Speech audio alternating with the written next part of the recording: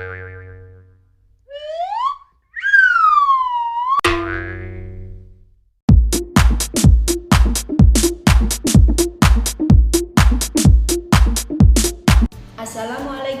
warahmatullahi wabarakatuh. Alhamdulillahirabbil alamin. Allahumma sholli ala Muhammad wa ala ali sayyidina Muhammad.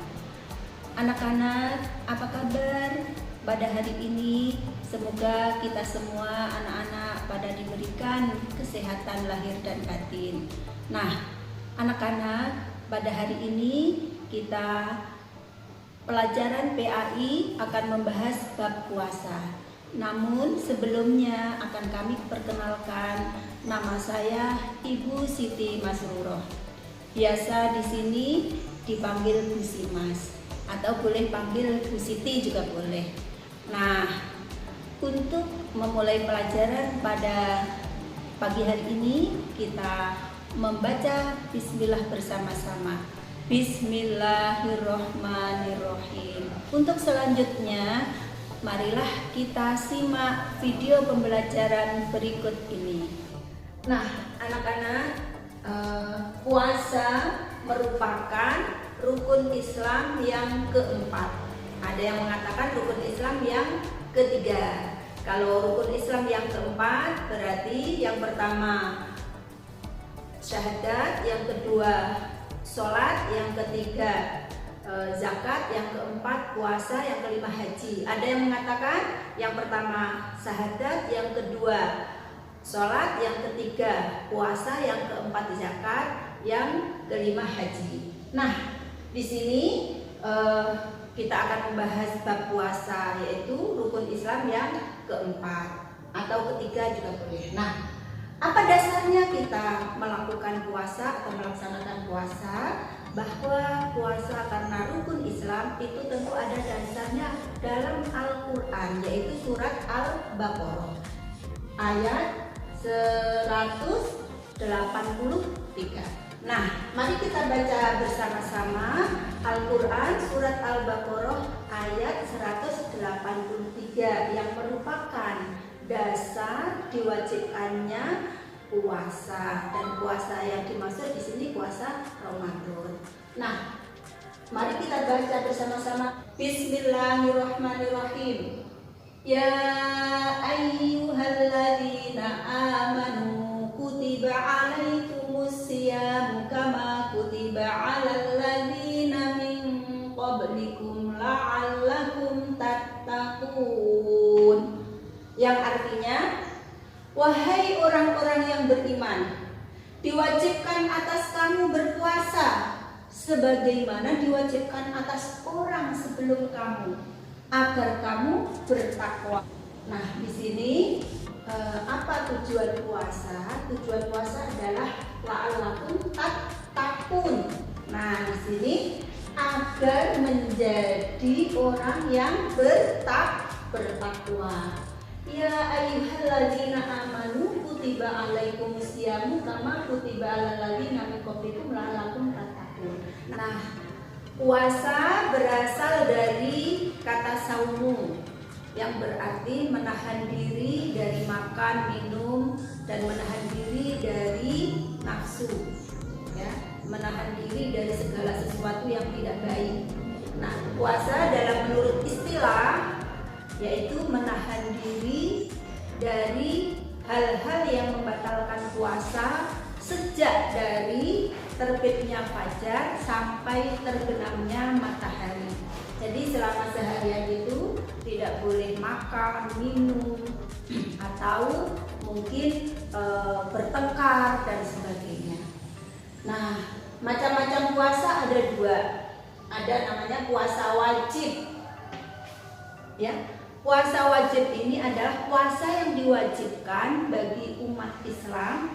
Jadi apabila tidak dilaksanakan dia dosa, apabila melaksanakan dia mendapatkan pahala.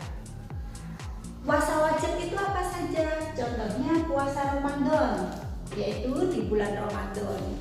Kemudian puasa nazar. Apa puasa nazar? Puasa nazar yaitu puasa yang telah dinazarkan oleh seseorang. Misalnya begini, nanti kalau naik kelas dengan ranking 1 saya akan puasa 1 hari.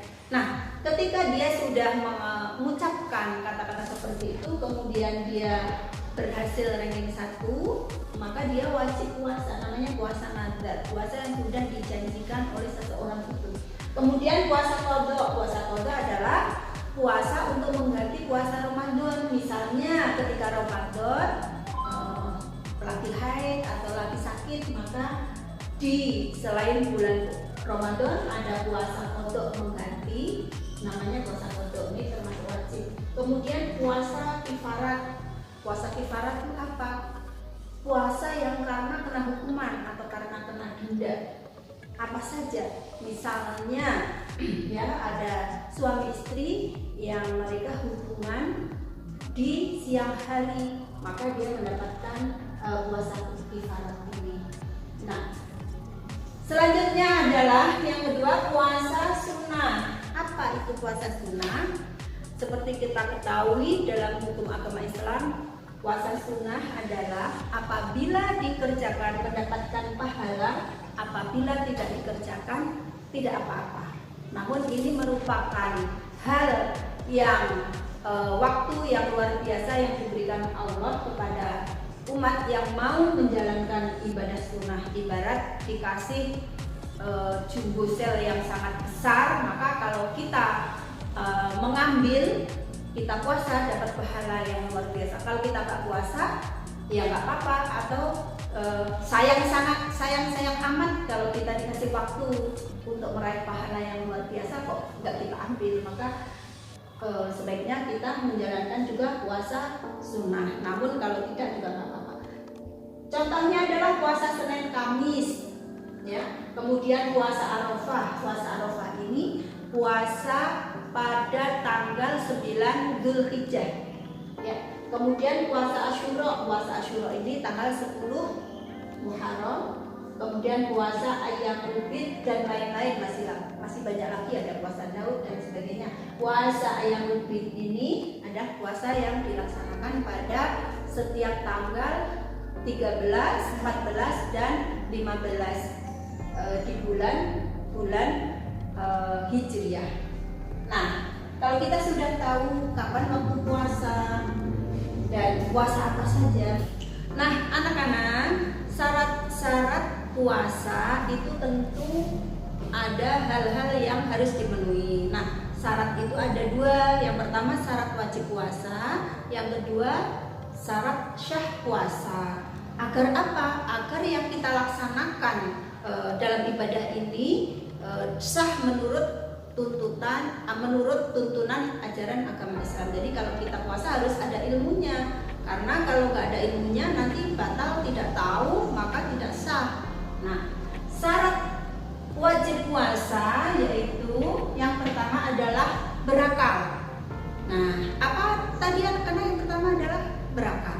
Nah, bagi orang yang tidak berakal maka tidak diwajibkan puasa.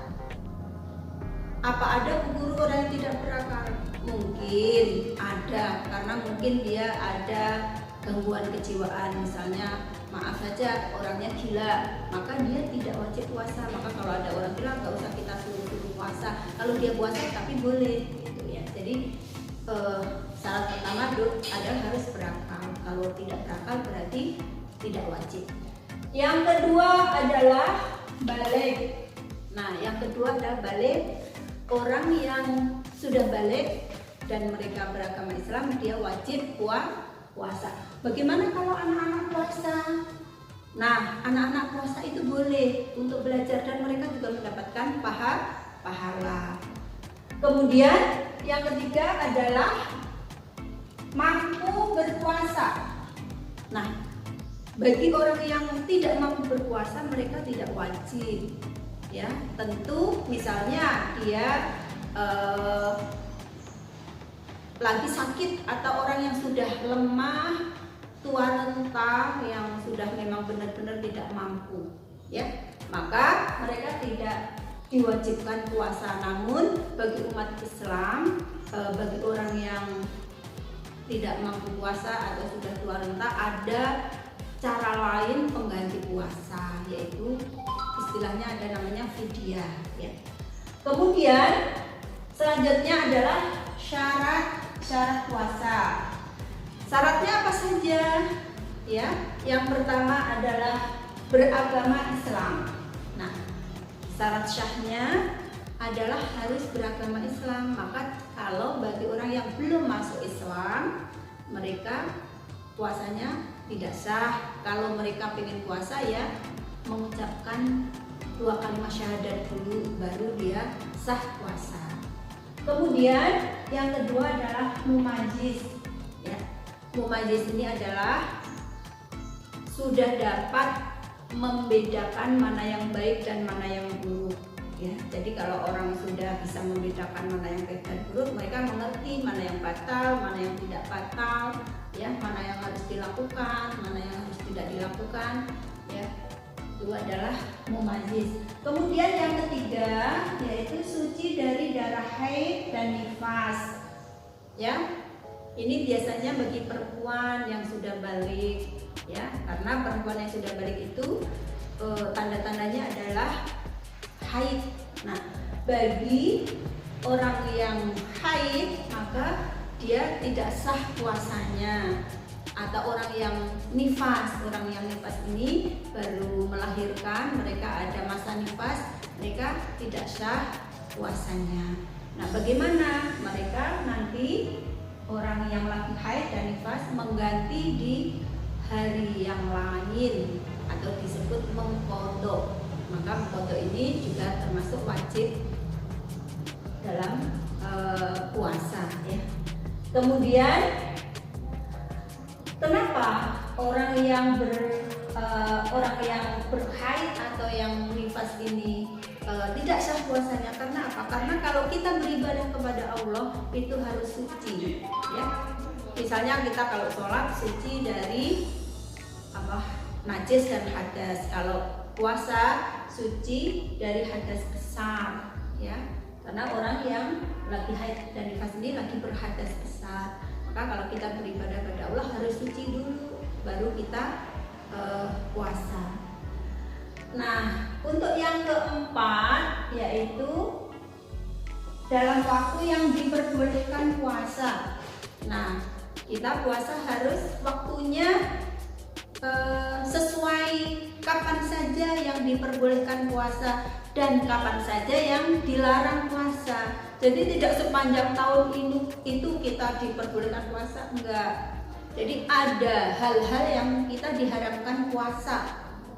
Contohnya yaitu tanggal 1 Syawal, yaitu pada hari raya Idul Fitri tanggal 1-nya. Ya, itu kita diharamkan puasa. Kemudian pada tanggal 10 Dzulhijjah pada hari raya Idul Adha atau hari raya Kurban. Kemudian pada hari Tasyrik ya. Hari Tasyrik itu kapan? Yaitu tanggal 11 Dzulhijjah, tanggal 12 Dzulhijjah, tanggal 13 Dzulhijjah. Yaitu tanggal 11, 12 dan 13 Dzulhijjah disebut hari Tasyrik. Itu diharamkan puasa karena itu merupakan kemurahan untuk umat Islam yang pada hari itu masih merayakan Idul Kurban. Jadi dilarang puasa. Umat Islam suruh menikmati kalau mendapatkan daging ya. Nah, dari sini anak-anak kita sudah mengetahui syarat wajib, syarat syahnya, dan puasa yang wajib dan puasa yang sunnah. Maka mudah-mudahan anak-anak tambah semangat untuk menjalankan ibadah puasa, apalagi nanti sebentar lagi kita memasuki bulan Ramadan. Semangat dan jaga kesehatan agar kita bisa beribadah kepada Allah untuk meraih derajat ketakwaan kepada Allah, la'allakum tattaqun. Nah, karena tujuan puasa adalah la'allakum tattaqun. Nah, ini derajat bertakwa inilah yang menjadi tujuan kita beribadah kepada Allah. Kalau orang sudah mendapatkan derajat takwa, mendapatkan derajat yang tinggi, mudah-mudahan kita diberikan keselamatan baik di dunia maupun akhirat. Ya, dari sini saja anak-anak, mudah-mudahan tambah semangat ya kita untuk belajar. Ya, karena dengan kita mempelajari ilmu tentang puasa, maka kita semakin khusyuk dalam menjalankan ibadah puasa. Sekian video pembelajaran dari Ibu, semoga bermanfaat bagi anak-anak dan bagi kita semua. Tetap semangat ya anak-anak. Nah, jaga kesehatan dan tambah beramal soleh. Mudah-mudahan kehidupan kita diberkahi oleh Allah. Sekian, wassalamualaikum warahmatullahi wabarakatuh.